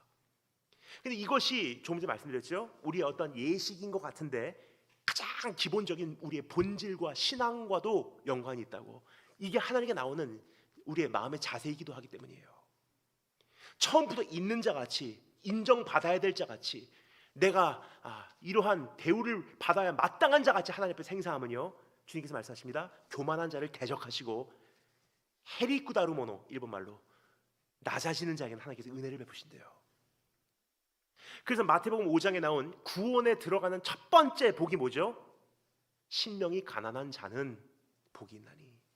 즉 처음부터 낮은 자리에 앉아서 하나님, 나 정말 죄인입니다. 나는 오늘 이 식탁에 초대된 것만도 나에게는 축복입니다. 그렇게 낮아지는 자는 그때부터 하나님께서 세워가신다는 거예요. 구원으로 들어가는 방법도 똑같고, 그렇게 구원받은 자, 그 은혜를 아는 자는 삶을 살아가는 태도도 똑같다는 거예요. 반대로 말씀드리자면요, 태도가 그렇지 않은 것은요, 네가 정말로 은혜로 구원받는 것을 아느냐? 너희가 정말로 겸손한 자리에서 하나님께 쏟아부으시는 그 은혜를 경험하였느냐 물어보시는 주님의 질문입니다. 저는 이렇게 다니다 보면은 이제 가끔 이 생각을 합니다. 처음에 제가 하나님께서 이제 저에게 강단에 세워주셨을 때, 물론 제가 처음에 했던 설교는요, 노방에서 한 설교지만 강단에 서서 제가 처음으로 한 사역은요, 동시 통역이었어요. 저희 어머니 아버지께서 1년에 한두 차례씩 한국에 있는 많은 찬양 그 사역자들을 일본으로 모셔서요, 저희 집에서 다 묵고 거기서 이제 생활하시고, 뭐 일주일 동안 일본의 그 소년원, 소녀원, 그리고 일본의 백화점의 공연장, 그리고 최고 하이라이트는요, 1년에 한두 차례씩 저희가 어떤 시민 홀을 빌려서요, 일본을 사랑하는 고스펠 싱어스의 콘서트라고 논크리스찬들 대상으로 이제 크리스마스 캐롤이라든지 이렇게 콘서트를 펼쳤어요. 예를 들어서 안 믿는 분들이 오시잖아요. 일본 아주머니들 오시면요, 한국에서 온 예를 들어 사랑 이야기라는 팀이 저희 팀에 몇 번 오셨는데요. 겨울 연가를 갑자기 이게 후유노 소나타라고 한번 이렇게 부릅니다. 그럼 일본 아줌마들은 막 그때부터 울고 막 은혜 받을 준비가 다 열려 있는 거예요. 그때 올라가서 이제 복음 전하면 그냥 받아들이는 거예요. 참 그걸 오랫동안 했어요. 한 15, 16년을 해왔습니다. 어렸을 때부터 그렇게 컸어요. 그래서 저희 집에 한국에서 오신 찬양 사역자들, 최근 말고요, 몇 년 전까지만 해도 사역하셨던 분들은요, 저희 집을 안 거쳐간 대한민국 찬양 사역자들은 거의 없으십니다. 뭐 마르지 않는 샘 옹기쟁이 노문환 목사님 부터 시작해서 뭐 지금 우리가 잘 아는 커피 소년 노아람 형제도 그때 저희 집에 거쳐갔고요. 저희 집에 안 온 사람들이 없어요. 그러니까 어렸을 때 그냥 제 방 열어주고 소리엘이 제 방에서 두 분이 주무시고, 뭐 컨티넨털 싱거스부터 시작해갖고 거의 다 오셨어요. 저하고 제 여동생 역할이 뭐냐? 이제 그분들이 오시면은 그 무대 위에 올라가서 이제 동시통역하는 거예요. 동시통역하는 거예요. 제가 대학생 때도 한국에 잠깐 휴가 받아서 나오면 이제 거기서 통역을 하게 됩니다. 근데 한 번은 제가 대학교 때 휴가를 나왔는데요, 한국에서 집회 요청이 온 거예요. 사관학교에 있었던 일들을 조금 이제 이야기해달라. 그래서 제가 이제 거기서 이제 사관학교에서 있었던 일들을 이야기 이제 하니까 또 다른 교회에서 연락이 오기 시작한 거예요. 와고 또 이야기해달라. 막 집회 일정이 막 확장이 돼가고 있어요. 근데 그때만 해도요, 제가 참 이게 아쉬운 것은 또 일주일 겨우 휴가 받아서 나왔고 이제 곧 그 지옥과 같은 학교로 돌아가야 되는데 자유가 없어지는데 1년에 한 번 나오는 거 친구 좀 만나러 오겠다고. 근데 어머니께서 이렇게 말씀하시더라고요. 그리고 하나님께서 길을 여실 때 네가 가고 순종하고 말씀을 전해야지, 너 불순종하면 안 돼. 근데 제가 그게 하나님의 음성으로 들리지 않고요, 어머니의 음성으로 들려서요, 어머니께 반항을 했어요. 그래서 집회 일정이 잡혀 있는데도 불구하고 이 일주일밖에 없는 이 사관학교 휴가를 내가 잘 사용하겠다고 친구 만나러 가야 된다고 제가 친구네 집으로 그냥 가버렸어요. 저희 어머니께서 그때 저에게 돌아오니까 이렇게 말씀하시더라고요. 하나님께서 이제 네가 완전히 파괴될 때까지 너 세우지 않아. 그게 진짜예요. 그렇게 만든 집회가요 하루아침에 다 없어져 버리고요, 그때부터 2년간 강단을 서본 적이 없어요. 그러던 어느 날 일본에서 하는 그 콘서트 때 제가 잠깐 이제 신대원 1학년 때 나온 거예요.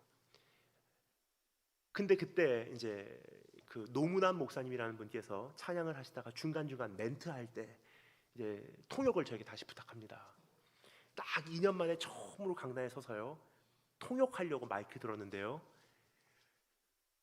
얼마나 눈물이 나서 감격이 돼서 말을 못했는지 지금까지도 그 생각이 참 많이 나요. 그게 초심이었던 것 같아요. 우리가 어디서부터 출발했는지 기억하십니까? 쓸만한 자 쓰시는 분이 아니세요. 잘났기 때문에 쓰시는 거 아니세요. 나를 쓸만하니까 봉사 허락하신 것이 아니에요. 사실 아무것도 없는 자들이에요. 근데 우리가 지금 있는 것 같이 한다면요 하나님의 은혜의 대상이 아니라 진노의 대상, 심판의 대상밖에 되지 않는다는 거예요. 그러니까 예수님께서 우리에게 말씀하신 것은 무엇입니까?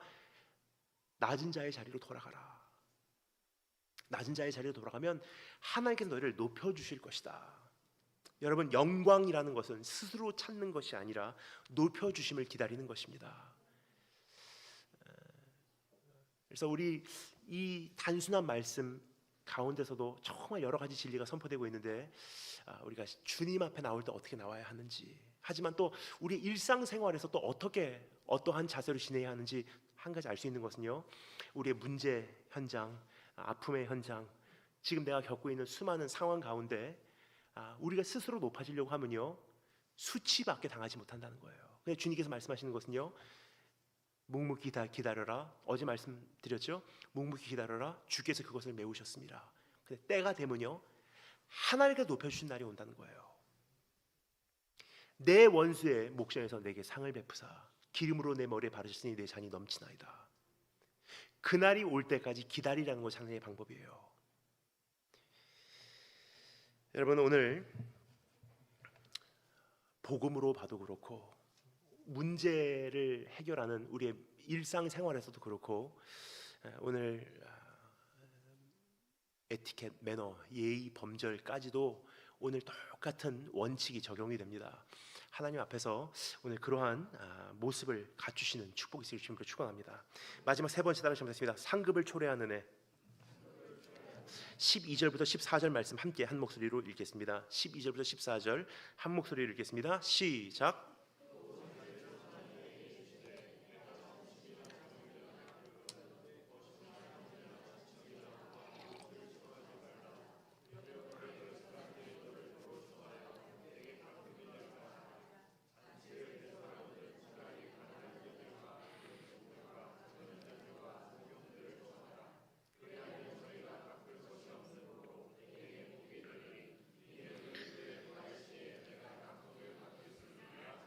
아멘. 마지막으로 주님께서 우리에게 너무나 중요한 말씀을 하고 계십니다. 그것은 상급이 너의 좋은 행동과 언어의 원동력이 되기를 바라지 않는다는 주님의 심정입니다. 여러분, 누구나 상 받는 것을 좋아합니다. 보응 받는 것을 기다립니다. 그러나 이러한 동기의 구조는 나로 하여금 최소한의 예의만을 갖추게 한다는 것입니다. 그렇죠? 딱 상 받는 것을 우리가 원동력 삼는다면요, 그것이 나의 인생의 동기 삼는다면요, 상 받을 수 있는 선까지가 나의 최선이에요. 그 이상 할 마음 없어요. 그래서 주님께서 우리에게 말씀하시는 것은 이젠 그것을 뛰어넘어서 내 이웃을 향한 과한 사랑을 넘치게 베풀게 하는 것은 은혜라는 사실이에요. 그 은혜 때문에, 네가 받은 은혜 때문에 이웃 사랑을 네가 집행하라고 말씀하신 주님의 음성입니다. 우리가 이웃을 잘 섬겨서 우리가 보응을 받으려고 하는 것은요, 사실 이 세상에 있는 수많은 종교와 다름이 없어요. 그러니까 하나님께서 보시는 것은요, 그 우리의 중심을 보신다, 동기를 보시는데요. 사실 우리가 그 외면적으로 판단을 하잖아요. 기독교라는 종교보다도 더 훌륭한 종교 참 많습니다. 천주교에서도요, 무소유로 불쌍한 사람들 다 섬기고 죽어간 수많은 신부와 수녀들 이야기들 얼마나 많습니까? 이번에 저는 3월 말에 이제 오랜만에 인도로 출발을 합니다. 이번에 인도 컬커타라는 곳에서 이제 집회가 있어서 글로 가는데, 처음 갔었을 때 기억이 납니다. 십몇 년 전에 처음으로 인도 컬커타 땅을 밟았을 때 거기 칼리 신당이 있어요. 칼리 신은요, 힌두교의 가장 대표적인 신입니다. 그 칼리 신의 특징이 뭐냐면요, 피의 신이에요. 피의 신. 그 신당에 가면 제가 소름이 끼칠 만큼 지금까지 잊지 못하는 한 가지가요, 피비린내예요. 그 어두침침한, 그리고 아주 그 어지럽고 혼란스러운 그 신당으로 들어가잖아요. 그 옛날 한국의 무당 그 굳힐 때 만들어 놓은 장치 같죠. 막 어지럽게 여러 가지를 이렇게 장치를 만들어 놨어요. 근데 그 한 가운데 도살장이 있어요. 양을 묶어 놓고요, 거기서 내려치는 다 피범벅이에요. 그것을 보면서 한 가지 생각한 게요, 우리 하나님 제사를 드렸던 그 제사장의 현장도 바로 그러한 피범벅의 현장이 아니었나, 그런 생각이 들긴 하더라고요. 근데 거기 가면 이제 칼리 신당, 완전히 거기 피로 물든 장소인데 바로 옆에 천주교 성당이 하나 있어요. 거의 이제 딱 벽을 맞대고 두 건물이 공존하고 있어요. 하나는 완전히 그 어두운 세력이 자리 잡고 있는 피의 신의 현장이고요, 하나는 마더 테레사가 거기서 불쌍한 사람들, 그 신당에 들어가서 치유를 받으려고 하는데 자기 순번을 기다리면서 길거리에서 죽어가는 사람들, 마치 베데스다 연못하고 똑같습니다. 거기서 길거리에 누워서 중풍병 걸리고 다리 못 걷고 거기서 죽어가는 그 병자들을 돌봤던 마더 테레사의 사역 장소가 바로 거기예요. 그래서 거기 계신 분들의 말씀으로는요, 천국과 지옥이 공존하는 곳이라고 이야기하고 있습니다. 근데 저는요, 천국과 지옥이 공존하는 곳이라고 생각을 안 합니다. 그 이유는요, 사람의 본심은 하나님은 사실 알 수가 없어요. 아무리 가서 그 사람들 불쌍히 돌봐준다고 해도요, 정말로 묻고 싶은 것은 나로 하여금 정말로 이웃 사랑을 하게 하는 그 원동력이 무엇이냐는 질문이에요. 이렇게 잘 이웃을 섬기고 내 자신을 불태워서 구제하고 이 세상을 내가 정말로 섬기는 그 자리에 서게 된다 한들, 고린도전서 13장 말씀입니다. 사랑이 없으면 울리는 꽹과리밖에 되지 않는데요. 무슨 뜻이냐면요, 잘 섬겨서 그래서 나는 괜찮은 사람이야, 이웃을 잘 섬겨서 그래도 나는 인생 성공한 사람이야, 이웃을 잘 섬겨서 그래도 나는 그래도 축복받을 인생이야, 그 동기라면요, 사랑이 아니라는 거예요. 이웃사랑의 동기와 그 원동력이 뭐냐면요, 내 자신을 불에 던져서 불살을 만큼 이웃을 사랑할 수 있는 동기는 무엇이냐면요, 이 땅에서 복받으려고 하지 마. 이 땅에서 상급받으면 무슨 소용이 있냐. 하지만 그 나라에 갔을 때, 내가 그 앞에 섰을 때 나에게 부어주시는 하나님의 그 엄청난 상급, 아버지의 품 안에서 받는 그 위로와 그 은혜 때문에 내가 달려간다면 그것이야말로 값진 섬김이라고 말씀하신 하나님의 음성입니다. 그래서 오늘 여기 있는 사람들에게 주님께서 뭐라고 말씀하시죠? 네 친척이나 아니면 그 벗이나 형제, 부한 이웃을 청하지 말래요. 왜요? 그 사람들 청해봤자 결국 이 땅에서 보응받는 것밖에 되지 않기 때문에. 내 진짜 본심이 어디서 나타나냐? 이렇게까지 섬겼는데, 여기까지 잘해줬는데 그 사람들 나를 해하려고 할 때, 그러면서도 그 사람들을 네가 섬기기를 원하느냐? 그러면서도 너희가 끝까지 그 사람들의 발을 씻겨주기를 원하느냐? 이젠 선택할 때라는 거예요. 사실 여러분, 솔직히 말씀드리면요, 제가 이번 겨울에 참 하나님께 이런 기도를 많이 드렸어요. 하나님, 이제 정말 청소년 사역 그만하고 싶습니다. 왜냐면요, 첫날 말씀드렸죠. 촛불, 광화문 그 운동 전하고 후하고요. 가장 두드러지게 나타난 변화는요, 대한민국 청소년 청년들 안에서의 변화예요. 작년 그 여름만 해도요, 그래도 혼내가면서 말씀 들었어요. 근데 참 희한해요. 이번 겨울 사역은요, 이전과는 조금 달라요. 붕 떠 있고요, 안 들어요. 그리고 옛날보다도 개성이 더 뚜렷해졌어요. 이제 앞에서 화장 고치는 자매부터 시작해서 이제는 그냥 너는 얘기해라, 나는 그냥 말씀 안 듣는다 하고 그냥 뒤에서 누워 있어요. 그냥. 근데 이거 청소년으로 끝나면 그래도 감사해요. 문제는요, 교사들이 그런 사람들이에요. 교사들조차도 말씀 안 들어요. 캠프에 오면요, 교사들이 기껏 한다는 건 뭐냐면요, 숙소가 왜 이렇게 안 좋냐고 캠프 진행부에다가 불평하고요, 우리 아이들 위해서 어떻게 마지막을 뒤풀이할까 피자 시키는 것에 연연하고 있지, 어떻게 하면 이 아이가 한 명 정말로 예수님 만나고 돌아갈 거에 생명 거는 교사들 정말 많이 없습니다. 그러다 보니까 이번 겨울에 모든 동계 캠프, 청소년 청년 캠프를 다 돌면서요, 파트 1 청소년 겨울방학 캠프였고요, 이제 개학을 하면서 이제 청년 캠프로 들어가서요, 청년을 섬겼는데, 제가 저희 어머니께는 많이 말씀드리고요, 제 안에 신중히 고민한 게요, 하나님 이제 정말 그만하고 싶습니다요.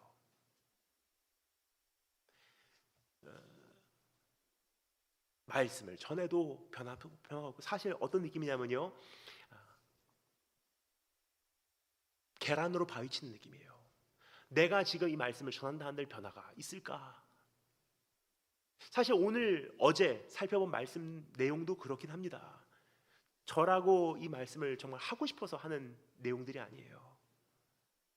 근데 지금 기도원 집회 제가 매달 가는데요, 기도원 집회 갈 때마다 느끼는 게 뭐냐면요, 제가 있는 강사 숙소, 거기에 이제 강사님들 숙소를 정리해 주는 집사님이 어느 날 그 몸살로 못 일어나시더라고요. 왜 그러시냐고 제가 여쭤보니까 이번에 여름 행사 다 치르면서 본인이 다 이것을 그 강사 숙소를 정리하시는데, 결국은 그 한 달 동안 그 강사 숙소 청소하시는 거 하고 병나셨어요. 근데 강사님들이 어떻게 방을 쓰시고 가시는지를 말씀하시더라고요. 화장실 물 안 내리고, 먹은 거 그냥 늘어놓고, 침대 집어 던지고, 타올 땅바닥에 다 떨어뜨려 놓고, 머리카락은 욕조 막혀 있고, 목사님들이에요. 그거 보면요, 그 집사님이 집회 와서 가만히 보면서 이런 생각을 하신대요. 사람들은 네가 어떻게 살아가는지 모르지. 목양관 관리하시는 집사님은요, 네가 사람이냐 하고 그러면 여러분, 이게 지금 이 대한민국의 이게 현실이에요.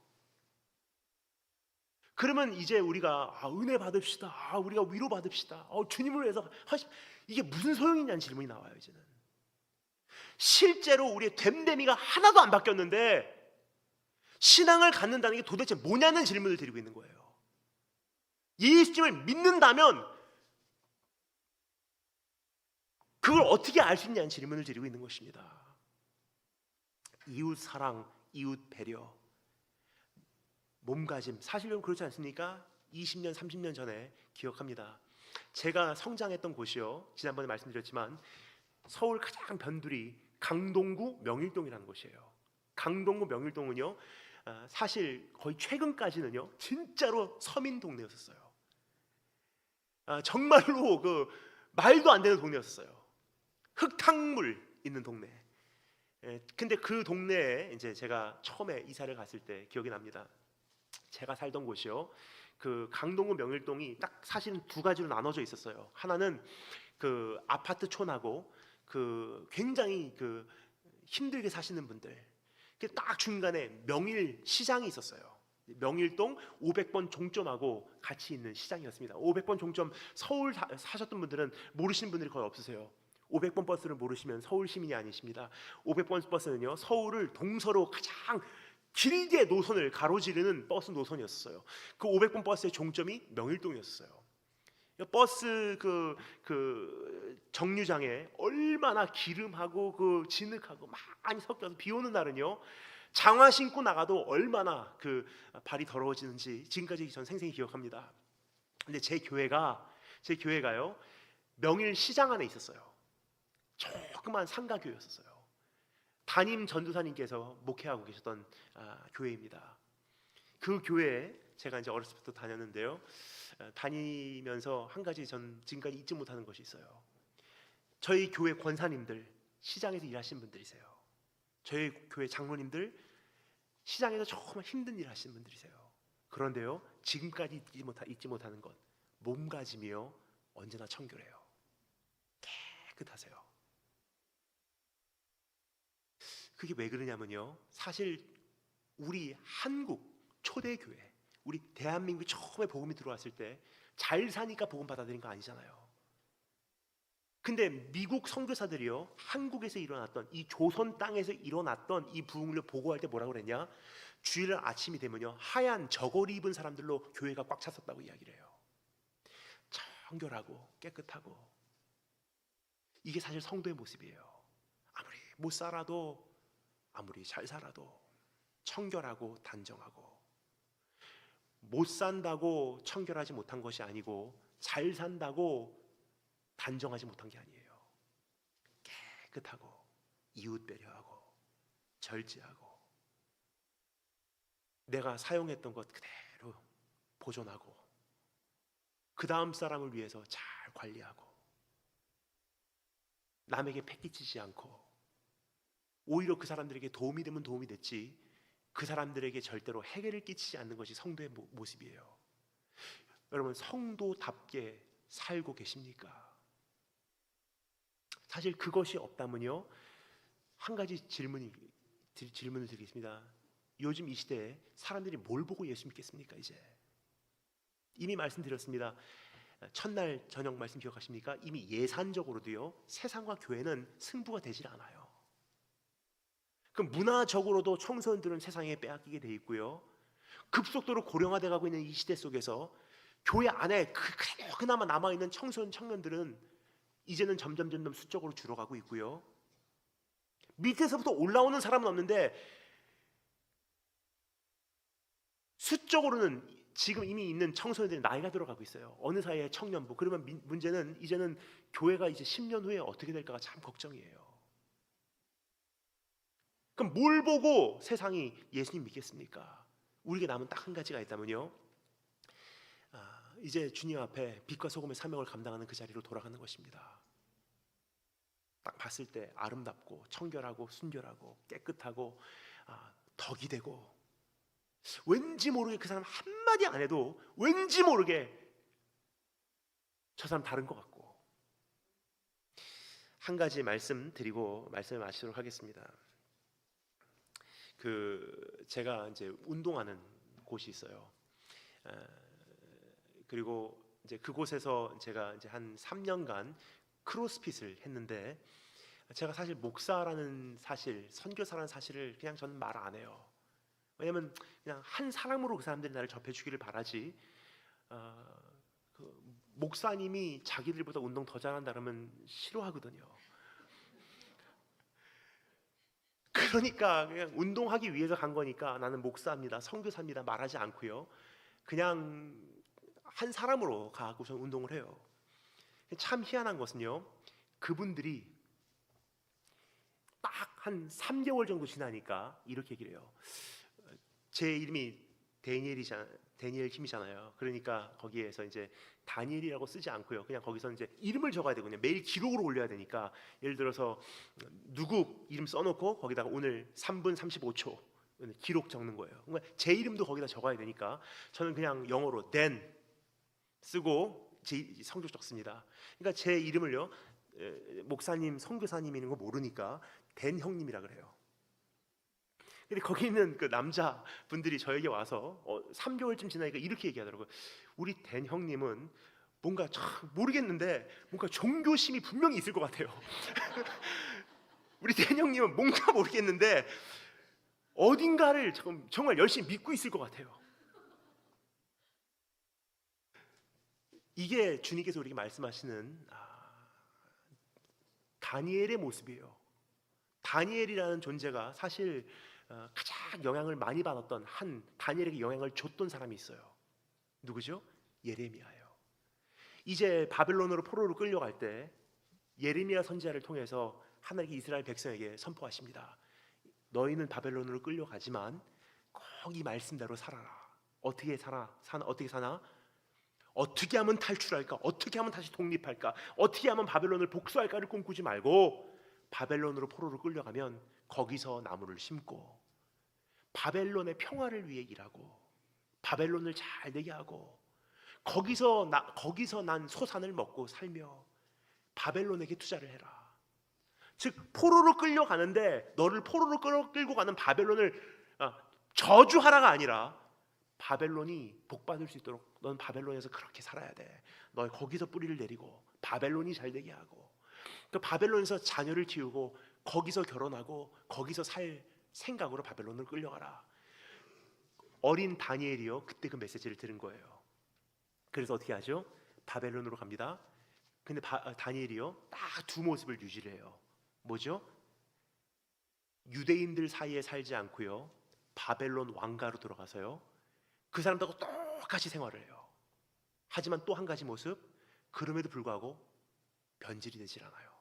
본질은 지켜요. 사실 이게 가장 힘든 거예요. 그렇죠? 세상적으로 살아가려면요 소금이 맛을 잃어버려요. 변질돼 버리는 거예요. 또 소금이 맛을 잃는 방법이 또 한 가지 있습니다. 뭐죠?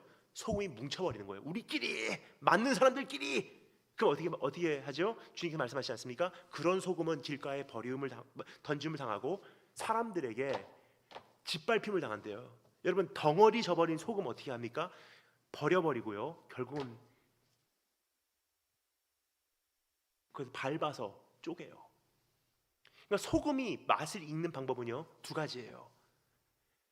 맛을 잃어서 변질돼 버리든지 아니면 뭉쳐버리면 아무 소용이 없다는 거예요.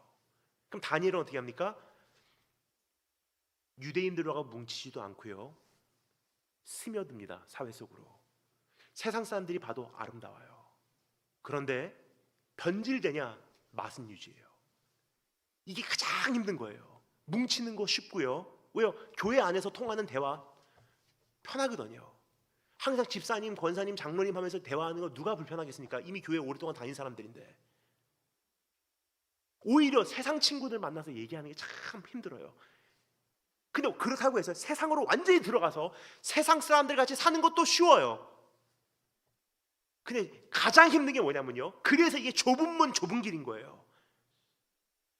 세상에 들어가서 세상 사람들하고 접촉했을 때 왠지 모르게 이 사람이 아름답고 존경스럽고 정말 다른데 세상이 가지고 있는 가치 기준으로 살지 않고 그 사람들이 먹는 거 먹지 않고 그 사람들이 하는 거 하지 않고 그 사람들이 하는 행위에 가담하지 않고 그렇다고 해서 이 사람들을 정죄하진 않아요. 참 희한한 존재들이에요 크리스찬이. 오늘 그 모습을 유지한다면요 주님께서 말씀하십니다. 언덕 위에 세운 동네는 감출 길이 없나니. 세상은 교회를 알아보게 돼 있어요. 그때부터는 가장 어두운 시대일수록 교회는 빛나게 돼 있습니다. 오늘 그러한 모습으로 우리 본질을 살아감으로 세상을 구원하는 우리 한 분 한 분 되실 주님으로 축원합니다. 같이 기도하겠습니다. 오늘 잠시 반주해 주시는 사이에 제가 한 가지만 여러분과 기도 제목을 나누고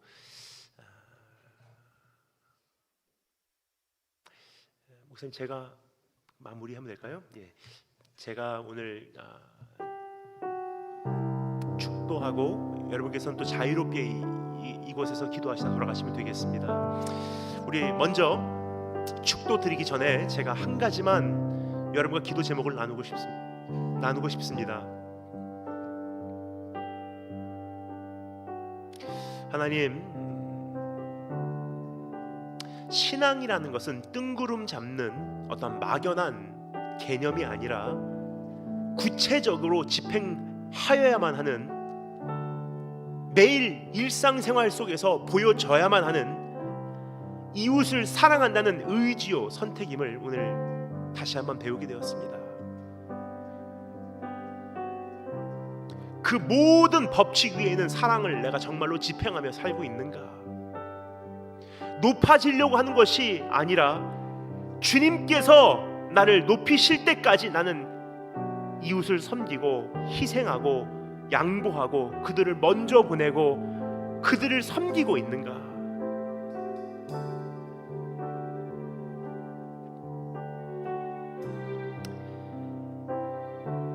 그리고 하나님 앞에서 이제는 내가 어떤 보응을 받기 위해 이웃 사랑을 하는 것이 아니라 나를 해하려고 하는 사람들, 사랑해봤자 나를 사랑을 돌려주지 않는 대상들, 내가 섬겨봤자 나에게 어차피 무례행할 사람들, 말씀을 전해봤자 어차피 듣지 않는 사람들을 주님 바라보고 끝까지 섬길 수 있는 각오가 되어 있는가라는 질문을 우리가 살펴보았습니다. 여러분, 이러한 자세가 우리 안에 회복되기를 원합니다. 그러한 간절한 소망을 가지고 우리 함께 기도드리도록 하겠습니다. 다 같이. 주님, 교회도 힘을 잃어가고 선교의 문은 좁아져 가고 이제는 교회 자체적으로도 참 우리가 함께 가기 어려운 시대에 우리가 살고 있음을 고백드립니다. 그러나 하나님, 이제 이럴 때일수록, 밤이 어두울수록 복음의 진가가 더 광명하게 빛날 기회를 우리가 맞이하여 싸우니 이럴 때일수록 더 아름답게 살게 하시고 더 정결하게 하시고 더 단정하게 하시고 흠잡을 것이 없게 하시사 어두운 시대에 교회의 광채를 보며 등대를 찾아오는 사람들과 같이 지친 영혼들을 드디어 맞이할 수 있는 교회의 준비가 이제 드디어 이루어질 수 있도록 도와주기를 소망합니다. 이미 어떠한 말이 가볍게 여겨지는 그러한 시대 속에서 말로 전도하는 것, 의존하는 것이 아니라 이제 나의 삶이 세상과 다르게 하시고 이웃을 대하는 태도 자체가 이미 세상의 흐름과 다르게 해주기를 소망합니다. 이제는 가장 높은 곳에서 가장 낮은 곳까지 죄인 구원하러 이 땅에 오신 우리 주 예수 그리스도의 은혜와 그 아들을 이 땅에 보내실 때까지 우리를 사랑하시는 하나님 아버지의 극진하시고 적극적이시고 완전하신 사랑과 오늘 낮은 자를 높이시는 우리 성령 하나님의 교통하심과 깨닫게 하심과 빛과 소금의 삶을 살아내게 하시는 도우심이 지금 이곳에서 다시 한번 이웃사랑함으로 내가 복음을 증명하리라 이야기하는, 결심하는, 결단하는 한 사람 한 사람 머리 위에 지금부터 영원토록 함께 하시기를 축복 기도합니다. 아멘.